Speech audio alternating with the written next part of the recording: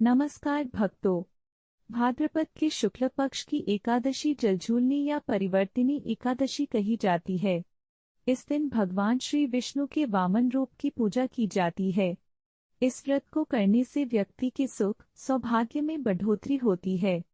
इस एकादशी के विषय में एक मान्यता है कि इस दिन माता यशोदा ने भगवान श्री कृष्ण के वस्त्र धोए थे। इस दिन कान्हा की पालना रस्म भी संपन्न हुई थी।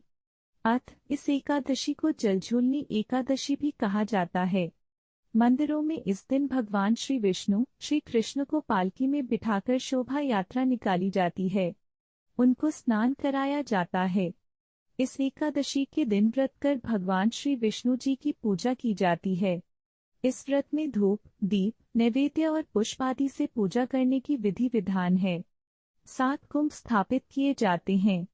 7 कुंभों में 7 प्रकार के अलग अलग धान्य भरे जाते हैं। इन 7 अनाजों में गेहूं, उड़द, मूंग, चना, जौ, चावल और मसूर है। एकादशी तिथि से पूर्व की तिथि अर्थात दशमी तिथि के दिन इनमें से किसी धान्य का सेवन नहीं करना चाहिए। कुंभ के ऊपर श्री विष्णु जी की मूर्ति रख पूजा की जाती है। इस व्रत को करने के बाद रात्रि में श्री विष्णु जी के पाठ का जागरण करना चाहिए। यह व्रत दशमी तिथि से शुरू होकर द्वादशी तिथि तक जाता है। इसलिए इस व्रत की अवधि सामान्य व्रतों की तुलना में कुछ लंबी होती है। एकादशी तिथि के दिन पूरे दिन व्रत कर अगले दिन द्वादशी तिथि के प्रातः काल में अन्न से भरा घड़ा ब्राह्मण को दान में दिया जाता है।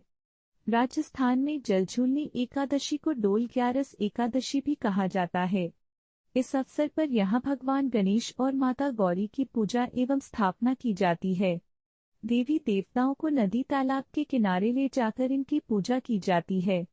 संध्या समय में इन मूर्तियों को वापस ले आया जाता है। इस व्रत की कथा इस प्रकार है। सूर्यवंश में मांधाता नामक चक्रवर्ती राजा हुए। उनके राज्य में सुख संपदा की कोई कमी नहीं थी। प्रजा सुख से जीवन व्यतीत कर रही थी, परंतु एक समय उनके राज्य में 3 वर्षों तक वर्षा नहीं हुई। प्रजा दुख से व्याकुल थी। तब महाराज भगवान नारायण की शरण में जाते हैं और उनसे अपनी प्रजा के दुख दूर करने की प्रार्थना करते हैं।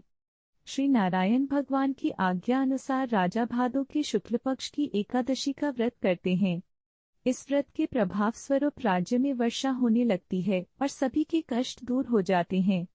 राज्य में पुण्य खुशियों का वातावरण छा जाता है।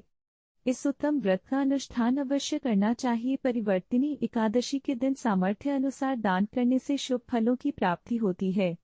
जलझूलनी एकादशी के दिन जो व्यक्ति व्रत करता है उसे भूमि दान करने और गोदान करने के पश्चात मिलने वाले पुण्यफलों से अधिक शुभ फलों की प्राप्ति होती है। इस दिन भगवान विष्णु करवट बदलते हैं, इसीलिए यह परिवर्तनी एकादशी भी कही जाती है। यह व्रत करने से वाजपेयी यज्ञ का फल मिलता है। जो मनुष्य इस एकादशी को भगवान विष्णु के वामन रूप की पूजा करता है उससे तीनों लोग पूज्य होते हैं। इस व्रत के बारे में भगवान श्री कृष्ण ने स्वयं युधिष्ठिर से कहा है कि जो इस दिन कमल नयन भगवान का कमल से पूजन करते हैं वे अवश्य भगवान के समीप जाते हैं।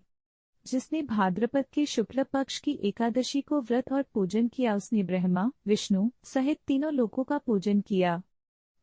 इस एकादशी का व्रत अवश्य करना चाहिए। जय श्री राधे।